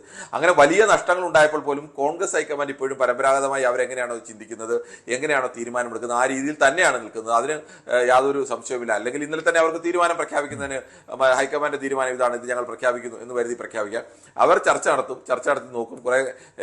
ഒരു ഘട്ടം കഴിയുമ്പോൾ ചർച്ച അവസാനിപ്പിക്കും. പിന്നീട് അവർ കാത്തിരുന്ന ശേഷം തീരുമാനം പ്രഖ്യാപിക്കും. ഇത് കോൺഗ്രസ് ഹൈക്കമാൻഡ് ഒരു ശൈലിയാണ്. അല്ലാതെ ഘടകകക്ഷികളുടെ സമ്മർദ്ദം മാത്രം കൊണ്ടോ അല്ലെങ്കിൽ തെരുവിൽ ഏതെങ്കിലും തരത്തിൽ പ്രക്ഷോഭം ഉണ്ടായതുകൊണ്ട് അത് കേരളത്തിന്റെ പൊതുവികാരമായി കണക്കാക്കിയോ ഒന്നും തീരുമാനമെടുക്കില്ല. അവർക്ക് സതീശൻ വരുന്നതാണ് കോൺഗ്രസിനും UDF-നും കൂടുതൽ മെച്ചം. അങ്ങനെയാണ് ഭാവി കൂടുതൽ മെച്ചപ്പെടുത്തുന്നത്. അതാണ് അല്ലെങ്കിൽ ഇനി ഇവർ മറ്റേ രണ്ടുപേരെ അപേക്ഷിച്ച് കൂടുതൽ പുതിയ തലമുറയുടെ നേതാവ് കൂടിയാണ് സതീശൻ. ചെറുപ്പക്കാരെയൊക്കെ ഇനി കൂടുതൽ ആകർഷിച്ച് നിർത്താനൊക്കെ കഴിയുന്ന നേതാവാണ് സതീശൻ. അങ്ങനെയൊക്കെയുള്ള പ്ലസ് പോയിന്റുകൾ ഒരുപാട് ഓരോരുത്തർക്കും അവരവരുടേതായ ഇത്തരം പ്ലസ് പോയിന്റുകളൊക്കെ ഉണ്ട്. അത് നോക്കിയാണ് തീരുമാനമാണ്. അക്കാര്യത്തിൽ നമുക്ക് ഇപ്പോൾ ശാന്തമായ ഒരു അന്തരീക്ഷമാണ്. ഇന്ന് ഒരു ചർച്ചയും ഉണ്ടായില്ല. അതുകൊണ്ട് തന്നെ ആ പിരിമുറുക്കത്തിന് കുറച്ച് അയവ് വന്നിട്ടുണ്ട്. പക്ഷേ എന്നാലും ആരാണ് മുഖ്യമന്ത്രി എന്ന കാര്യത്തിൽ ആകാംക്ഷ നിലനിൽക്കുകയാണ്. ഇനി ഇത് അടുത്ത ഘട്ടത്തിലേക്ക് കടക്കുമ്പോൾ വീണ്ടും ഒരു കൂട്ടപ്പൊരിച്ചിൽ എന്ന രീതിയിലേക്ക് വരുമല്ലോ. ഇനി എല്ലാവരും കൂടെ ഡൽഹിക്ക് വീണ്ടും പറക്കുവാനുള്ള സാധ്യത, അങ്ങോട്ട് വിളിപ്പിക്കുവാൻ, പിന്നെ ഘടകകക്ഷി നേതാക്കളുമായുള്ള ആശയവിനിമയം എല്ലാം കൂടി ഒരു കലുഷിതമായ അന്തരീക്ഷത്തിലേക്ക് നാളെ മുതൽ വീണ്ടും പോയാലും അത്ഭുതപ്പെടേണ്ടതില്ലല്ലോ. തീരുമാനം നീണ്ടുപോവുകയാണ് എന്തായാലും. മഞ്ജുഷ, ഈ തീരുമാനം എനിക്ക് തോന്നുന്നു അടുത്ത ഒരു 2-3 ദിവസങ്ങളിൽ ബുധൻ അല്ലെങ്കിൽ വ്യാഴാഴ്ചക്കുള്ളിൽ അവസാന തീരുമാനം ഉണ്ടാകും. അപ്പൊ ഞാൻ അതിനെക്കുറിച്ചിട്ട് ഇത്തരം ഒരു അഭിപ്രായം പറയുന്നതിന് പകരം ചില സാധ്യതകൾ ഞാൻ പറയാം. നിലവിലെ സാഹചര്യത്തിലുള്ള ചില സാധ്യതകൾ. ഒന്നാമത്തെ സാധ്യത എന്ന് പറയുന്നത് VD സതീശൻ മുഖ്യമന്ത്രിയാവാനുള്ള സാധ്യത എത്രമാത്രമാണ്. നിലവിൽ ഈ കേരളത്തിലെ പൊതുവികാരം എന്ന് പറയുന്ന സംഭവം സൃഷ്ടിച്ചെടുത്തത് അല്ലെങ്കിൽ സോഷ്യൽ മീഡിയ വഴി അല്ലെങ്കിൽ തെരുവിലിറങ്ങുന്നത് വഴി ഹൈക്കമാൻഡിനെ വെല്ലുവിളിക്കുക വഴി ഒരു നെഗറ്റീവ് ഇമേജ് ഹൈക്കമാൻഡിൽ പാർട്ടിക്കുള്ളിൽ സതീശൻ സൃഷ്ടിച്ചിട്ടുണ്ട്, VD സതീശൻ സൃഷ്ടിച്ചിട്ടുണ്ട്. പക്ഷേ അതേസമയം തന്നെ ജനങ്ങൾക്കിടയിൽ വളരെ വ്യക്തമായിട്ട് ഒരു പോസിറ്റീവായ ഒരു വൈബ് ശ്രീ സതീശൻ അനുകൂലമായിട്ടുണ്ട്. പക്ഷെ നിലവിൽ നോക്കൂ, VD സതീശൻ ചെയ്ത ഈ പ്രവൃത്തികൾ മൂലം കേരള രാഷ്ട്രീയത്തിലെ ഏറ്റവും വലിയ വില്ലനായി മാറിയ ഒരു മനുഷ്യനുണ്ട്. അത് ശ്രീ KC വേണുഗോപാലാണ്. കാരണം എല്ലാ സോഷ്യൽ മീഡിയ ഹാൻഡിലുകളിലും KCക്കെതിരെയുള്ള ശക്തമായ വിദ്വേഷ പ്രചരണങ്ങൾ നിറയുന്നുണ്ട്. അതായത് കേരളത്തിലെ ഏറ്റവും വലിയ വില്ലനായിട്ട് KC വേണുഗോപാൽ മാറിക്കഴിഞ്ഞു, അല്ലെ അതിനെ മാറ്റുന്നതിൽ നിന്ന് ഒരു വിഭാഗം ആൾക്കാർ വിജയിച്ചിട്ടുണ്ട്. അപ്പൊ നിലവിൽ നോക്കൂ, ഈ VD സതീശൻ മുഖ്യമന്ത്രിയാകാൻ KC വേണുഗോപാൽ ഏതെങ്കിലും തരത്തിൽ അനുവദിക്കുമെന്ന് ചിന്തിക്കുന്നുണ്ടോ? എനിക്ക് തോന്നുന്നു അങ്ങനെ സംഭവിച്ചു കഴിഞ്ഞാൽ KC വേണുഗോപാലിന്റെ രാഷ്ട്രീയ ആത്മഹത്യയായിരിക്കും അത്. കാരണം AICCയിൽ ഇത്രയും പവറുള്ള, ഇന്ത്യയിൽ കോൺഗ്രസിൽ ഇത്രയും സ്വാധീന ശക്തിയുള്ള KC വേണുഗോപാൽ തന്റെ സ്വന്തം ജന്മനാട്ടിൽ തനിക്കെതിരെ വന്ന ഏറ്റവും വലിയ ആരോപണങ്ങളിൽ ഏറ്റവും വലിയ വില്ലനായി മാറുമ്പോൾ അതിനൊരു പരിധിവരെ കാരണക്കാരനായ ഒരു നേതാവിനെ ഏതെങ്കിലും കാരണവശാൽ മുഖ്യമന്ത്രിയായി ആരോഹണം ചെയ്യാൻ അനുവദിക്കില്ല എന്നുള്ളത് നമുക്ക് സാമാന്യ യുക്തി വെച്ച് തീരുമാനിക്കുന്ന സംഗതിയാണ്. ഇത് കൂടാതെ 2 കാര്യങ്ങൾ കൂടിയുണ്ട്. അത് ഒന്ന് എന്ന് പറയുന്നത് VD സതീശന് വേണ്ടി നിൽക്കുന്ന 2 വിഭാഗങ്ങൾ. ഒന്ന് ജമാഅത്തെ ഇസ്ലാമി, ഒന്ന് ലീഗ്. ഇതിന്റെ ഒരു പ്രതിസന്ധിയുണ്ട്. അതേസമയം തന്നെ ഹൈന്ദവ സംഘടനകൾ SNDP യോഗമായാലും NSS ആയാലും VD സതീശൻ എതിരായിട്ട് നിൽക്കുന്നു. ഇതുണ്ടാക്കുന്ന വേറൊരു സാമുദായിക സമവാക്യ പ്രശ്നമുണ്ട്. അതായത് അത് BJPക്ക് ഭാവിയിൽ ഗുണകരമായേക്കാവുന്ന ഒരു സാമുദായിക സമവാക്യ പ്രശ്നമാണ്. അപ്പൊ അതുകൊണ്ട് തന്നെ അതിനകത്തും ഹൈക്കമാൻഡിന് ചില റിസർവേഷൻസ് ഉണ്ടാവാനുള്ള സാധ്യതയുണ്ട്. പിന്നെ അടുത്ത കേസ് നേരത്തെ പറഞ്ഞതുപോലെ ഒരു പൊതുവികാരം ഉണ്ടാക്കുകയും ഹൈക്കമാൻഡിനെതിരെയും അല്ലെങ്കിൽ കോൺഗ്രസ് പാർട്ടിക്കെതിരെയും അവരെ തെരുവിലേക്ക് നയിച്ചുകൊണ്ട് ഒരു സംവിധാനം ഉണ്ടാക്കിയ ഒരാളിനെ ഏതെങ്കിലും തരത്തിൽ മുഖ്യമന്ത്രിയാക്കുക എന്ന് പറയുന്നത് തെറ്റായ ഒരു കീഴ്വഴക്കം ഒരുപക്ഷെ ഇന്ത്യ മൊത്തം സൃഷ്ടിക്കപ്പെട്ടേക്കാം എന്നും ചിലപ്പോൾ ഹൈക്കമാൻഡ് മനസ്സിൽ കാണുന്നുണ്ടാവും. അപ്പൊ അതുകൊണ്ട് എനിക്ക് തോന്നുന്നത് ശ്രീമാൻ VD സതീശന്റെ സാധ്യതകൾ തുലവും കുറവാണ് എന്നാണ്. ഇനി അടുത്തത് നമുക്ക് KC വേണുഗോപാലിലേക്ക് വരാം. അദ്ദേഹത്തിന്റെ നിലവിലെ അവസ്ഥയിൽ KC വേണുഗോപാൽ കേരളത്തിലെ ഈ സോഷ്യൽ മീഡിയ പ്ലാറ്റ്ഫോമുകളിൽ ഒരു വില്ലനാക്കപ്പെട്ടു കഴിഞ്ഞിരിക്കുന്നു. ഈ എല്ലാ MLA നേരത്തെ ശ്രീമാൻ സതീശന്റെ ഒരു കാര്യം കൂടി ഞാൻ പറഞ്ഞുതരാം. അദ്ദേഹം 5 വർഷം പ്രതിപക്ഷ നേതാവായിട്ടിരുന്നിട്ട് തന്റെ സഹപ്രവർത്തകരിൽ വിരലിലെണ്ണാവുന്നവരുടെ സപ്പോർട്ട് മാത്രമേ അദ്ദേഹത്തിന് നേടാൻ കഴിഞ്ഞുള്ളൂ എന്നതും നമ്മൾ ഇതിന്റെ കൂടെ പരിഗണിക്കണം. ഇനി ശ്രീ വേണുഗോപാലിന്റെ കേസിലേക്ക് വന്നു കഴിഞ്ഞാൽ അദ്ദേഹത്തിന് നിലവിൽ ഈ പറഞ്ഞതുപോലെ കേരളത്തിൽ ഒരു വില്ലൻ എന്ന് പറയുന്ന ഒരു പരിവേഷം സൃഷ്ടിച്ചു കൊടുക്കാൻ അദ്ദേഹത്തിന്റെ രാഷ്ട്രീയ എതിരാളികൾക്ക് ഒരു പരിധിവരെ സാധിച്ചു. ഇതുണ്ടാക്കാവുന്ന പ്രശ്നങ്ങൾ 2ആണ്. ഒന്ന്, അദ്ദേഹത്തിന് മുഖ്യമന്ത്രിയായിട്ട് വരണമെങ്കിൽ ആലപ്പുഴയിൽ രാജിവെക്കണം. നിലവിലെ കേസിൽ ഇന്നത്തെ വികാരം അനുസരിച്ച് ആലപ്പുഴയിൽ ശ്രീ KC വേണുഗോപാൽ രാജിവെക്കുകയും പകരം ഒരാൾ മത്സരിക്കുകയും ചെയ്താൽ അവിടെ വിജയിക്കാനുള്ള സാധ്യത വളരെ കുറവാണ്. കാരണം എന്ന് വെച്ച് കഴിഞ്ഞാൽ ഈവൻ ചിലപ്പോൾ ശോഭാ സുരേന്ദ്രനെ പോലൊരാളിനെ കേന്ദ്ര സഹമന്ത്രിയോ സ്ഥാനമോ വല്ലോ കൊടുത്തിട്ട് ഇവിടെ കൊണ്ടുവന്ന് മത്സരിപ്പിച്ചു കഴിഞ്ഞാൽ തീർച്ചയായിട്ടും ഈവൻ കുറച്ച് CPM സപ്പോർട്ടോട് കൂടിയിട്ട് അല്ലെങ്കിൽ CPM കുറച്ചുകൂടെ ശക്തി കുറഞ്ഞ ഒരു സ്ഥാനാർത്ഥിയെ നിർത്തിയാൽ കോൺഗ്രസിലെ ഗ്രൂപ്പ് സമവാക്യങ്ങളും ഈ പറഞ്ഞ CPMന്റെ നിശബ്ദ പിന്തുണയൊക്കെ കൊണ്ട് വീണ്ടും ഒരു BJP സ്ഥാനാർത്ഥി ആലപ്പുഴയിൽ വിജയിച്ചു കയറാനുള്ള സാധ്യത വളരെ കൂടുതലാണ്. അത് ശ്രീ KC വേണുഗോപാലിനെ സംബന്ധിച്ചിടത്തോളം ആത്മഹത്യാപരമാണ്. പിന്നെ രണ്ടാമത്തെ, ഇതേപോലെ തന്നെ അദ്ദേഹത്തിനൊരു ഉപതെരഞ്ഞെടുപ്പ് വിജയിക്കുകയും വേണം. കരുണാകരനെയും മുരളീധരനെയും അടക്കമുള്ളവരെ ഉപതെരഞ്ഞെടുപ്പിൽ തോൽപ്പിച്ച ഒരു പാരമ്പര്യം കേരളത്തിലുണ്ട്.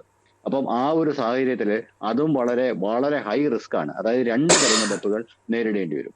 ഇവിടെയാണ് എനിക്ക് തോന്നുന്നത് രമേശ് ചെന്നിത്തലയുടെ സാധ്യത ഏറ്റവും കൂടുതൽ തെളിഞ്ഞു വരുന്നത്. കാരണം ഈ ശ്രീ വി ഡി സതീശൻ എത്രമാത്രം ശ്രീ കെ സി വേണുഗോപാലിനെ എതിർക്കുന്നു, ശ്രീ കെ സി വേണുഗോപാൽ എത്രമാത്രം ശ്രീ വി ഡി സതീശനെ എതിർക്കുന്നു, അത്രയും എതിർപ്പ് ശ്രീമാൻ രമേശ് ചെന്നിത്തലയ്ക്ക് നിലവിലില്ല.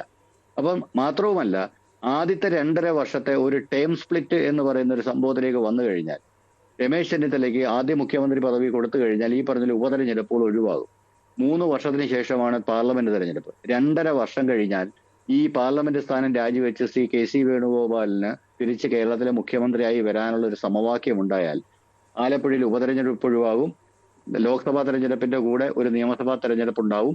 അപ്പം ആ ഉപതെരഞ്ഞെടുപ്പിൽ ശ്രീ കെ സി വേണുഗോപാലിന് വീണ്ടും മന്ത്രിസഭയിലെത്താം, മുഖ്യമന്ത്രിയാകാം. എന്ന് മാത്രമല്ല, ഇപ്പൊ നിൽക്കുന്ന ജനരോഷം കംപ്ലീറ്റ് ആയിട്ട് ഒഴിവാവുകയും ചെയ്യും. സാഹചര്യമാണ്.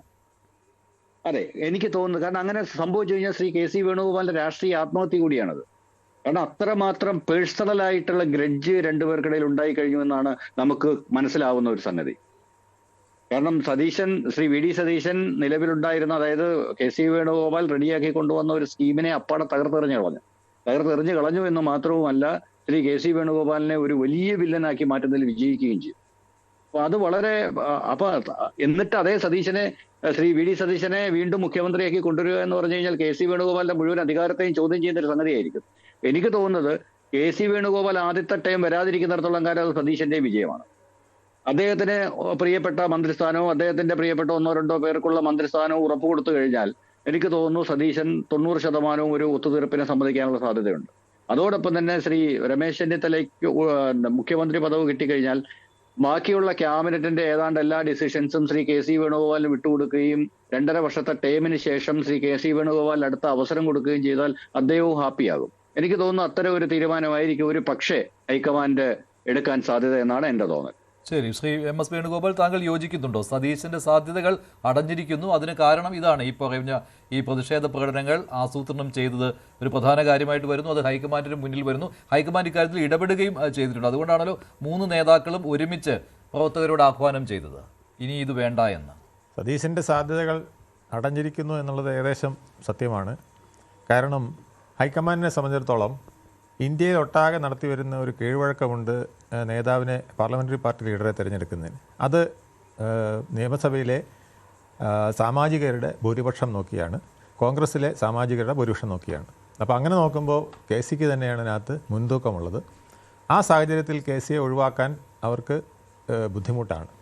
അതേസമയം ഇവിടെ തർക്കം ഇങ്ങനെ നിലനിൽക്കുന്നത് വലിയൊരു പ്രശ്നമാണ്. അപ്പോൾ ഒന്നാമത്തെ സൊല്യൂഷൻ എന്ന് പറയുന്നത് കെ സിയെ മുഖ്യമന്ത്രിയാക്കിക്കൊണ്ട് വി ഡി സതീശനെ ഉപമുഖ്യമന്ത്രിയായും രമേശ് ചെന്നിത്തലയ്ക്ക് ആഭ്യന്തരം കൊടുത്തുകൊണ്ടു എന്നുള്ളൊരു ഇക്വേഷനാണ് കേട്ടത്. പക്ഷേ അങ്ങനെ ഒരു ഇക്വേഷന് രമേശ് ചെന്നിത്തല തയ്യാറാകില്ല എന്നുള്ളതും ഒരു പ്രധാനപ്പെട്ട കാര്യമാണ്. അദ്ദേഹത്തിന് വെറുമൊരു ആഭ്യന്തരമന്ത്രി എന്നുള്ള നിലയിൽ നിൽക്കുന്നതിന് വളരെ ബുദ്ധിമുട്ടുള്ളതായിട്ടാണ് അദ്ദേഹം പറഞ്ഞിട്ടുള്ളത്.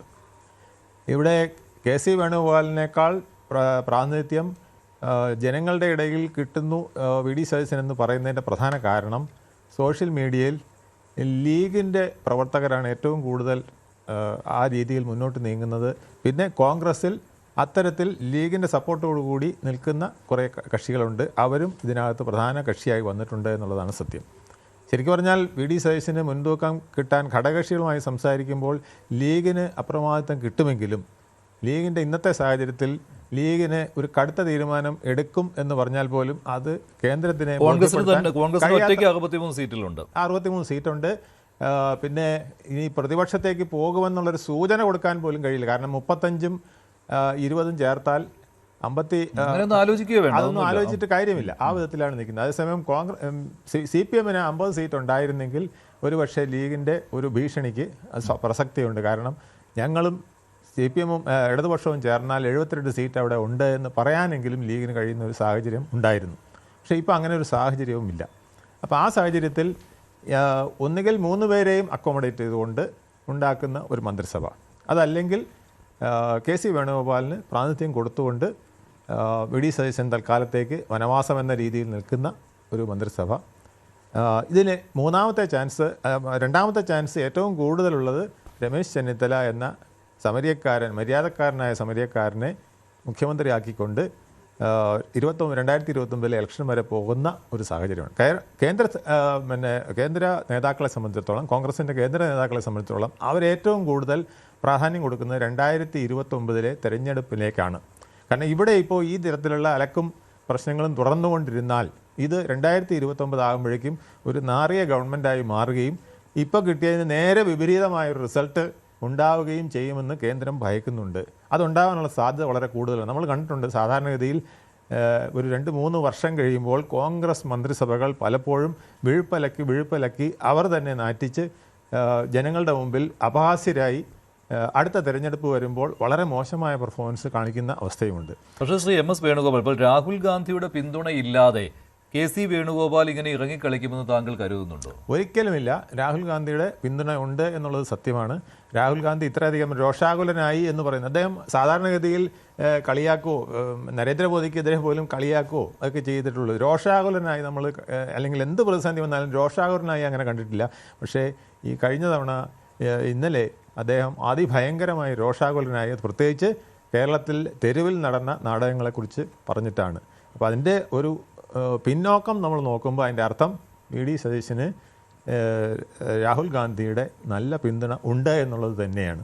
അത് KC വേണുഗോപാലിന് നല്ല പിന്തുണ ഉണ്ടെന്ന് തന്നെയാണ്. അതേസമയം VD സതീശന് പിന്തുണ വരാനുള്ളൊരു സാധ്യത ലീഗിൻ്റെ സപ്പോർട്ട് കൂടി വരുമ്പോഴാണ്.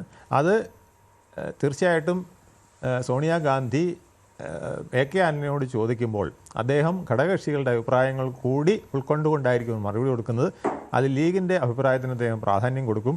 അങ്ങനെയാണെങ്കിൽ VD സതീശൻ്റെ കാര്യം വീണ്ടും ഉയർന്നു വരികയും ഇതൊരു പെട്ടെന്ന് തീരുമാനിക്കാൻ പറ്റാത്ത ഒരു പ്രശ്നമായി നിൽക്കുകയും വീണ്ടും ഒരു കൂളിംഗ് പീരീഡിലേക്ക് കോൺഗ്രസ്സിന് മുന്നോട്ട് പോവുകയും 1-2-3 ദിവസം കൂടെ മുന്നോട്ട് പോകേണ്ടി വരികയും പെട്ടെന്ന് തന്നെ ആ 3-4 ദിവസങ്ങൾക്കുള്ളിൽ കേന്ദ്ര നേതൃത്വത്തിന്, ഹൈക്കമാൻഡിന് ഒരു പത്രപ്രസ്താവനയിലൂടെ മുഖ്യമന്ത്രിയെ പ്രഖ്യാപിക്കുകയും ചെയ്യേണ്ട ഒരു സാഹചര്യം ഉണ്ടാവുകയും. ശരി, ശ്രീ GV ഹരി, തെരുവിലെ പ്രതിഷേധമാണല്ലോ ഇപ്പോൾ VD സതീശന്റെ സാധ്യതകൾ അടയ്ക്കുന്നത്.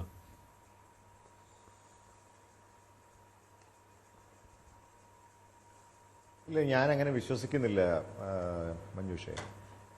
തെരുവിൽ അദ്ദേഹം പറഞ്ഞിട്ട് ആണ് ഇതൊക്കെ ചെയ്തത് എന്നുള്ളതൊന്നും ഞാൻ വിശ്വസിക്കുന്നില്ല. കാരണം അത്തരത്തിൽ അങ്ങനെയാണെങ്കിൽ അദ്ദേഹത്തിന് അനുകൂലമായിട്ടുള്ള സ്വാഭാവികമായ പ്രതികരണം എന്ന് പറയേണ്ടി വരും. അദ്ദേഹത്തെ ഇഷ്ടപ്പെടുന്ന അല്ല, അതാ ഞാൻ പറഞ്ഞത്, ഞാൻ അങ്ങനെ പറയുള്ളൂ അതിനെ. കാരണം അതിന്റെ അടിസ്ഥാനം എന്താണെന്ന് ചോദിച്ചു കഴിഞ്ഞാൽ അദ്ദേഹത്തെ ഇഷ്ടപ്പെടുന്ന, ഇപ്പം ഞാൻ പറയാം, KC വേണുഗോപാലിനെ ഇഷ്ടപ്പെടുന്ന MLA-മാരുണ്ട്, നേതാക്കന്മാരുണ്ട്, അണികളുണ്ട്. ശ്രീ രമേശ് ചെന്നിത്തലയോട് സ്നേഹമുള്ള നേതാക്കന്മാരുണ്ട്, അണികളുണ്ട്. അതോടൊപ്പം തന്നെ അദ്ദേഹവുമായി ബന്ധപ്പെട്ട് നിൽക്കുന്നവരുണ്ട്. ശ്രീ VD സതീശനോട് താല്പര്യമുള്ള ആളുകളുണ്ട്. അപ്പോൾ ഇത് എല്ലായിടത്തും, അത് ഇവർക്ക് മാത്രമല്ല, ഏത് നേതാവിനെ എടുത്തു കഴിഞ്ഞാലും അത്തരത്തിൽ ഉണ്ട്. ശ്രീ പിണറായി വിജയൻ ഇഷ്ടപ്പെടുന്നവർ, ചില ആളുകൾ ഇഷ്ടപ്പെടുന്നില്ല എന്ന് പറയുന്നു. പക്ഷേ അദ്ദേഹത്തെ ഇഷ്ടപ്പെടുന്ന ആളുകളുണ്ടല്ലോ. അപ്പോൾ എന്ന് പറഞ്ഞതുപോലെ അവരിൽ നിന്നുണ്ടായ ഒരു സ്വാഭാവികമായിട്ടുള്ള ഒരു പ്രതിഷേധമായിട്ടാണ് ഞാൻ അതിനെ വിലയിരുത്താൻ ആഗ്രഹിക്കുന്നത്. അത് കണ്ടപ്പോൾ തന്നെ, അത് കൈവിട്ടു പോകുന്നു എന്ന് കണ്ടപ്പോൾ തന്നെ അദ്ദേഹത്തിന്റെ ഫേസ്ബുക്കിൽ അത്തരത്തിലൊരു പോസ്റ്റ് ഇട്ടു. അദ്ദേഹം ഇവിടുന്ന് പോകുന്നതിന് മുമ്പ് തന്നെ അദ്ദേഹം അത് ആ പോസ്റ്റ് ഇട്ടു. പോസ്റ്റ് ഇട്ടതിന് ശേഷം അദ്ദേഹം പറഞ്ഞത്, നോക്കൂ, ഒരു കാരണവശാലും ഇത്തരത്തിലുള്ള പ്രവർത്തനങ്ങളുമായി മുന്നോട്ട് പോകരുത്, നിങ്ങളെല്ലാവരും പിന്തിരിയണം എന്ന് അദ്ദേഹം പറഞ്ഞു. അപ്പോൾ അത് അത്തരത്തിൽ ഇപ്പോൾ ഇവിടെ ഇവരെ രണ്ടുപേരും പറഞ്ഞു, 2-3 പേര്, കിരണടക്കമുള്ള ആളുകളൊക്കെ പറയുന്നത് ഞാനിങ്ങനെ വളരെ കൗതുകത്തോടെ കേട്ടുകൊണ്ടിരിക്കുകയാണ്. കാരണം അവിടെ അടച്ചിട്ട മുറിയിലാണ് ഈ ചർച്ചകളൊക്കെ നടന്നിട്ടുള്ളത്. അപ്പോൾ അങ്ങനെ അടച്ചിട്ട മുറിയിലൊക്കെ ഈ ചർച്ച നടന്നപ്പോൾ ഇപ്പോൾ ഇതിനകത്ത് ഇപ്പം പറഞ്ഞു കേട്ടതെന്ന് വെച്ച് കഴിഞ്ഞാൽ രാഹുൽ ഗാന്ധി ചൂടായി എന്നൊക്കെയാണ്. നോക്കൂ, അവരൊക്കെ ശ്രീ രാഹുൽ ഗാന്ധിയാണ് ശ്രീ പ്രതിപക്ഷ നേതാവ് ശ്രീ VD സതീശൻ വരണം എന്ന് പറഞ്ഞിട്ടുള്ളത്. ശ്രീ KC വേണുഗോപാലാണ് അദ്ദേഹത്തിന്റെ പേര് മുന്നോട്ട് വെക്കുന്നത്. അപ്പൊ ഇതെല്ലാം ഇവർ 3 പേര് തമ്മിൽ വളരെ അടുത്ത ബന്ധപ്പെട്ട് പ്രവർത്തിക്കുന്ന, എത്രയോ കാലമായി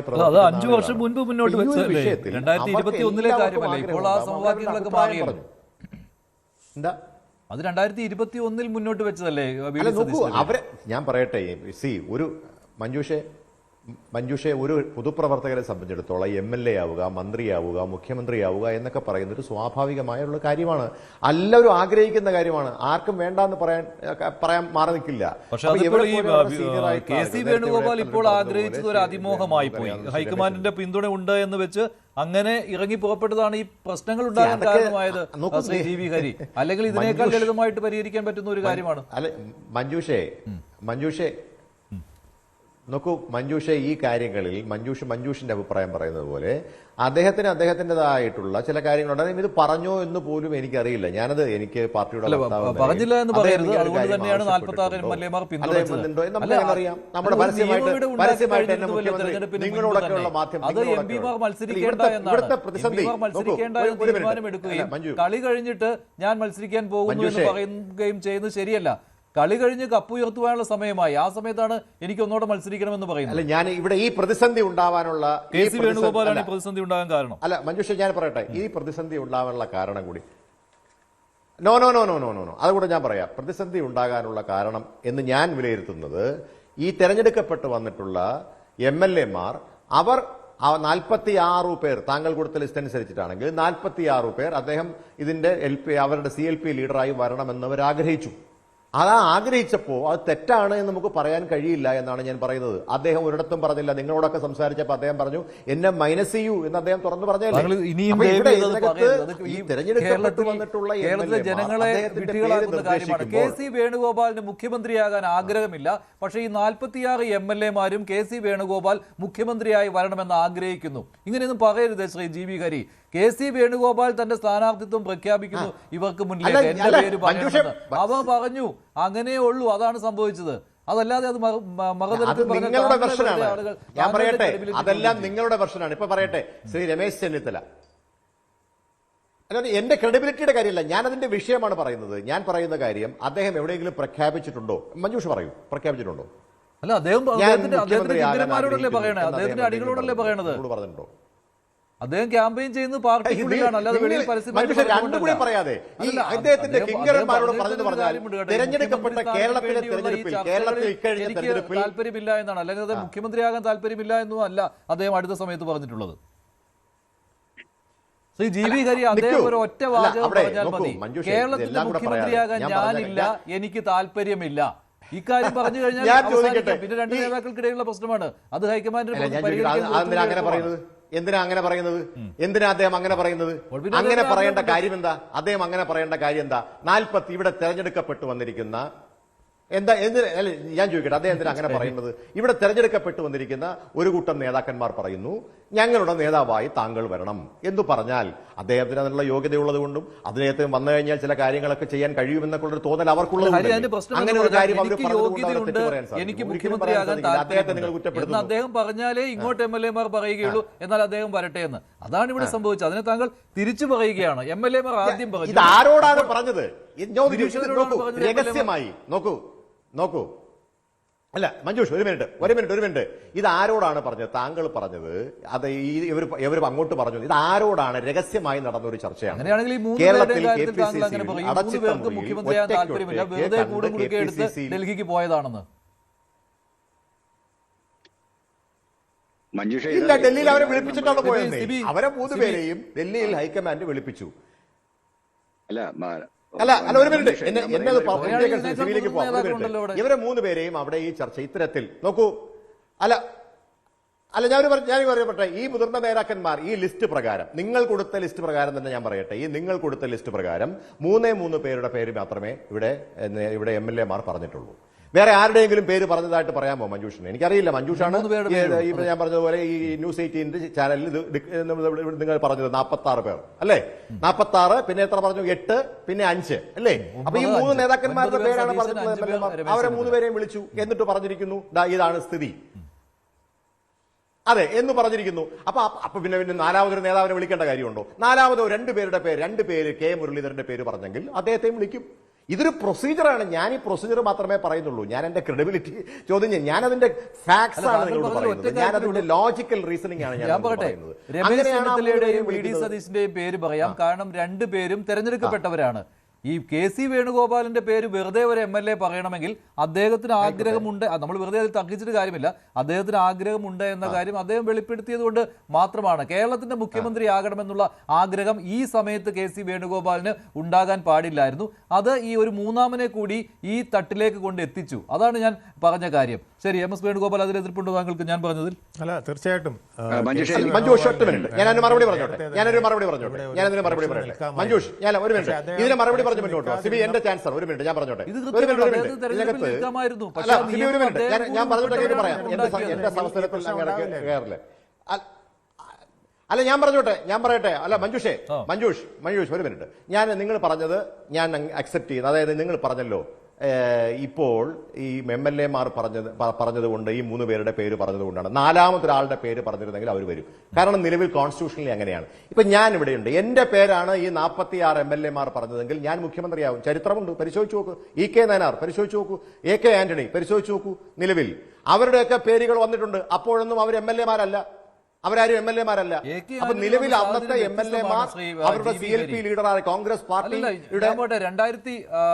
എന്ത് വ്യത്യസ്തമാണ്? അതെന്താ അന്നത്തെ കാര്യത്തിൽ ഒരു കാര്യം, ഇപ്പോൾ 2026 വ്യത്യാസം എന്ന് പറയുന്നതിന്റെ കാരണം ഞാൻ നിങ്ങളോട് സംസാരിക്കുന്നത് ലോജിക്കലായിട്ടാണ്. മഞ്ജുഷ, ഞാൻ ലോജിക്കലായിട്ടും ഫാക്ച്വലായിട്ടാണ് സംസാരിക്കുന്നത്. കരുണാകരൻ രാജിവെച്ചപ്പോഴാണ് അല്ല 77 എല്ലാ തവണത്തിൽ നിന്നും വ്യത്യസ്തമാണ് ഇത്തവണത്തെ കാര്യം. അത് ഹൈക്കമാൻഡിന്റെ പിന്തുണയോടുകൂടി സ്വാധീനം ഉപയോഗിച്ച് KC വേണുഗോപാൽ ഹൈക്കമാൻഡിലെ സ്വാധീനം ഉപയോഗിച്ചാണ് ഇത്രയും MLA മാരുടെ സപ്പോർട്ട് നേടിയതെന്ന്. അല്ലാതെ ചുമ്മാ MLA മാർ ചെന്ന് സപ്പോർട്ട് ചെയ്യുകയായിരുന്നില്ല. നിങ്ങൾ ശ്രീ രമേശ് ചെന്നിത്തലയും ശ്രീ VD സതീശനെയും നിങ്ങൾ അണ്ടർ എസ്റ്റിമേറ്റ് ചെയ്യാണ്. നിങ്ങൾ അണ്ടർ എസ്റ്റിമേറ്റ് ചെയ്യാണ്. അല്ല, ഞാൻ പറയുന്നത് ഇവർ രണ്ടുപേർക്കും സ്വാധീനമുള്ള നേതാക്കന്മാരല്ലേ? ശ്രീ VD സതീശനോട് സ്വാധീനമുള്ള കൈപൊക്കിയില്ല സതീശനും ചെന്നിത്തലയ്ക്കും വേണ്ടി.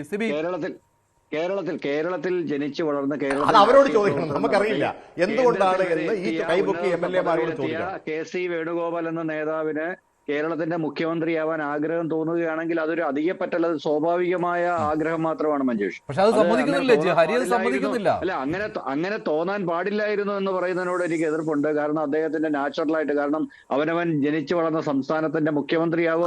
അതാണ് ഞാനും പറഞ്ഞത്. അദ്ദേഹത്തിന്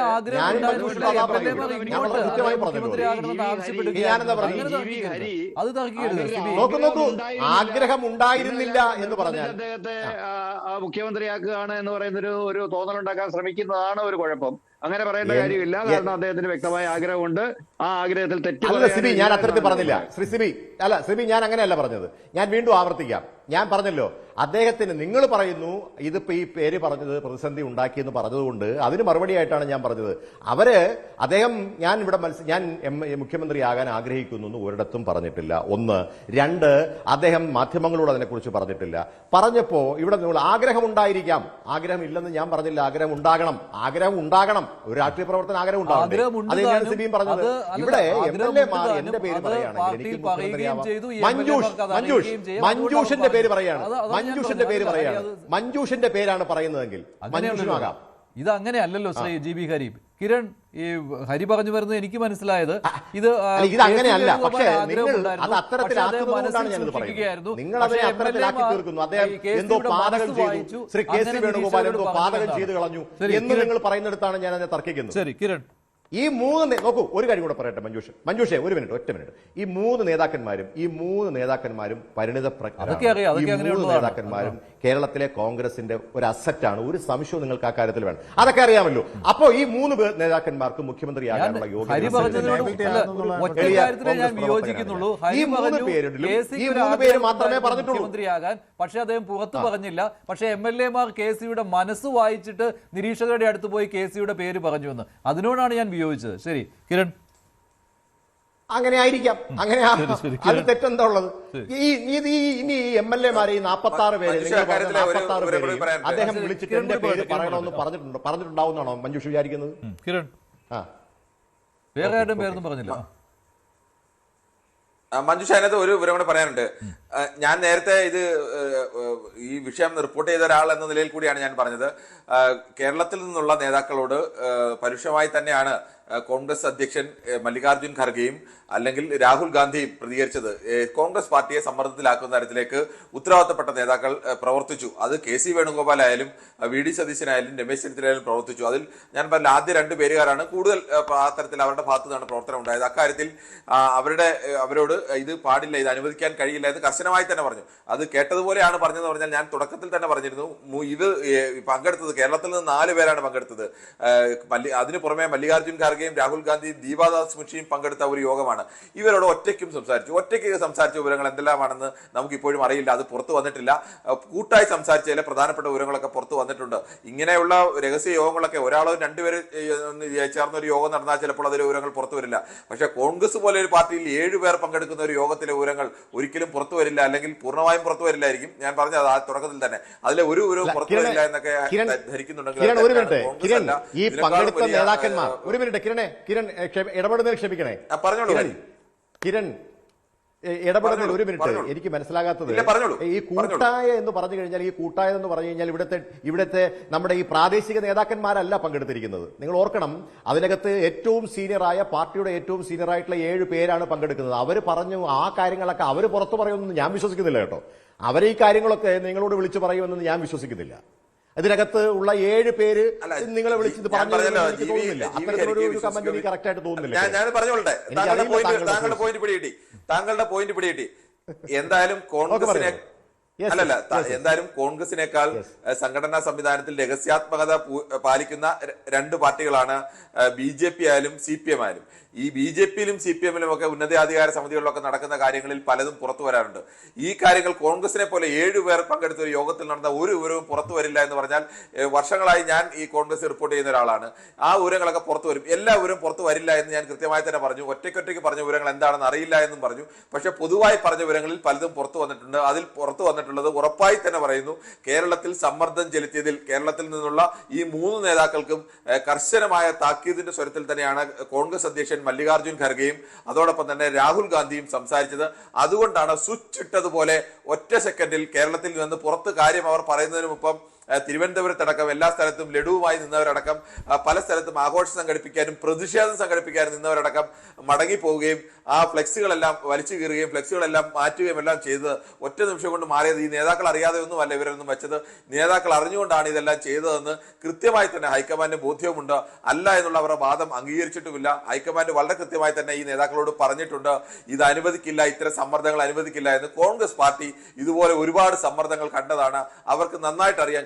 ഇന്ത്യയിൽ ഏറ്റവും കൂടുതൽ മുഖ്യമന്ത്രിമാരെ തീരുമാനിച്ചിട്ടുള്ള പാർട്ടി തന്നെയാണ് കോൺഗ്രസ്. പക്ഷേ കോൺഗ്രസ് പാർട്ടിയിലെ ഒരു 7 പേർ നടക്കുന്ന ഒരു യോഗത്തിൽ നടക്കുന്ന ഒരു വിവരവും പുറത്തു വരില്ല എന്നൊക്കെ പറഞ്ഞാൽ അങ്ങനെയല്ല. പുറത്തു വന്നിട്ടുണ്ട്. ഇതിലും രഹസ്യമായി നടന്ന പല വിവരങ്ങളും പുറത്തു വന്നിട്ടുണ്ട്.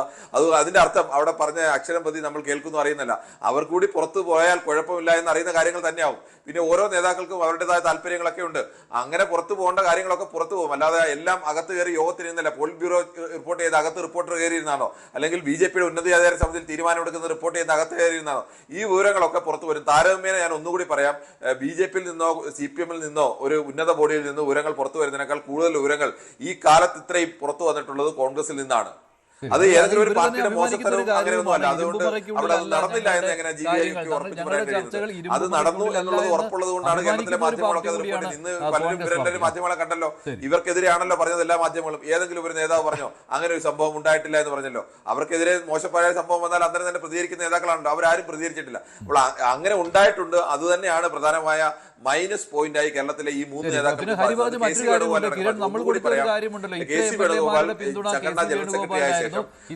വേണുഗോപാലിന് എപ്പോഴും ഇത്തരം യോഗങ്ങളിലൊക്കെ ഒരു അപ്രഹാരം ഉണ്ടായിരുന്നു. അത് ഹൈക്കമാൻഡിന്റെ ഭാഗമായിട്ടാണ് അദ്ദേഹം ഈ യോഗങ്ങളൊക്കെ സംഘടനാ കാര്യങ്ങൾ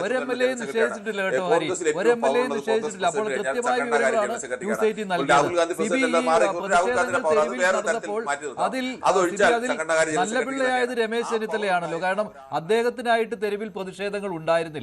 അപ്പോൾ ഈ പ്രതിഷേധങ്ങൾ ആസൂത്രണം ചെയ്തതിന്റെ പേരിൽ പ്രതിക്കൂട്ടിലായത്, ഹൈക്കമാൻഡിന്റെ കണ്ണിലെ കരടായത് ഒന്നാമത് VD സതീശനാണ്. പിന്നെ KC വേണുഗോപാലും അദ്ദേഹത്തിനായിട്ടുള്ള പ്രതിഷേധങ്ങൾ നടത്തിയിരുന്നു അല്ലേ തെരുവിൽ. പക്ഷേ രമേശ് ചെന്നിത്തല ഇക്കാര്യത്തിൽ ഇല്ലായിരുന്നു. സിബി, അതെ, നിലവിലിപ്പോ ഒരു വലിയ പ്രശ്നം എന്ന് പറയുന്നത് 2 പേരുടെ കടുത്ത ഈഗോ പ്രശ്നമായി മാറിയിരിക്കുകയാണ്. അങ്ങനെയാണ് ഞാൻ എന്നെ റീഡ് ചെയ്യുന്നത്. അതായത് VD സതീശനും KC വേണുഗോപാലിനും ഇടയിലുള്ള ഒരു കടുത്ത ഈഗോ ഇഷ്യൂ ആയിട്ട് ഈ ഒരു കേരള മുഖ്യമന്ത്രി സ്ഥാനം മാറിയിട്ടുണ്ട്. അപ്പം ഇതിനകത്ത് ഈ 2 ആൾക്കാരുടെയും നിലവിലുള്ള അവസ്ഥ, പ്രത്യേകിച്ച് KCക്കിനകത്തുണ്ടായ ഡാമേജ് വളരെ വലുതാണ്.